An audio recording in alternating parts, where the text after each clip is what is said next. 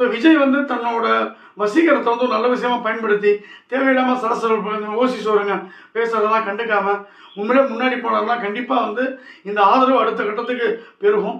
ஆனால் இந்த ஆதரவு வந்து போக போக வந்து போரடிக்க வாய்ப்பு இருக்கு. ஏன்னா ஒரு வேகத்தில் மக்கள் ஓட்டு போட்டு வந்துட்டாங்க. இது ஒரு ஹனிமூன் பீரியட்னு சொல்லுவாங்க. புதுசாக கல்யாணம் ஆகும்போது எல்லாமே அழகாக தெரியும். வாழ்க்கையை பற்றி இன்ஸ்டாகிராம் ஃபோட்டோ மாதிரி சும்மா கும்புன்னு இருக்கும். போக போக 3 மாதம் 6 மாதம் 1 வருஷம் ஆகும்போது ஆதார் கார்டு ஃபோட்டோ மாதிரி பள்ளிடிச்சிடும். அந்த மாதிரி இல்லாமல் இருக்கிறதுக்கு தனி வசீகரத்தையும் தாண்டி விஜய் வந்து நிறையா திட்டங்களை முன்னெடுக்கணும். முக்கியமாக எம்ஜிஆர் பண்ண மாதிரி அடித்தட்டு மக்களுக்கு தேவையானதை செய்யணும், நடுத்தர மக்களுக்கு தேவையானதை செய்யணும், சாலை பராமரிப்பு இதெல்லாம் அவர் சொல்லியிருக்காரு, இதெல்லாம் பண்ணணும். முக்கியமாக வந்து பழைய சம்பிரதாய வார்த்தைகளை ஒதுக்கிட்டு இவரோட கட்சியில் முஸ்தபா தேவையில்லாமல் சனாதனம் பேசுனது இதெல்லாம் நிறையா பார்த்து வெறுத்து போயாச்சு. ஸோ ஒரு பாசிட்டிவானதை முன்னெடுத்தாருன்னா இவருக்கு நிச்சயமாக அடுத்த கட்டத்தில் ஒரு பெரும்பான்மை நடந்து கூட நிறையா வாய்ப்புகள் இருக்குது. ஆனால் இவர் பண்ண ஒரு பெரிய தப்பு, காங்கிரஸோட சேர்ந்துட்டாரு.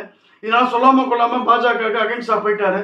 ஸோ 29ல் மோடி வருகின்ற பட்சத்தில் இவருக்கு வந்து நிச்சயமாக ஒரு இக்கட்டான காலகட்டம். 29 சேர்ந்து சட்டசபை தேர்தல் வருதான்னு நம்ம பார்க்கணும். முக்கியமாக காங்கிரஸ் வந்து நம்ம எந்த கட்சி விட்டதே இல்லை இந்தியா ஃபுல்லாக. சமாஜ்வாதி பார்ட்டியாக இருக்கட்டும், ஜனதாதளா இருக்கட்டும், சந்திரபாபு நாயுடு இருக்கட்டும், எல்லாருமே அவர்கிட்ட போயிட்டு வேணான்னு ஓடி வந்துட்டாங்க. லேட்டஸ்ட்டாக உத்தவ் தாக்கரே கூட சொல்லலாம். அப்படிப்பட்ட கட்சிக்கு ஏன் உயிர் கொடுத்துருக்காருன்னு தெரில. மேபி இவர் சவுத்தில் ஒரு பெரிய தலையாக வரது கூட பண்ணியிருக்கலாம். கிறிஸ்டியன் மிஷனரிஸோட கனெக்டிவிட்டியாக கூட இருக்கலாம்.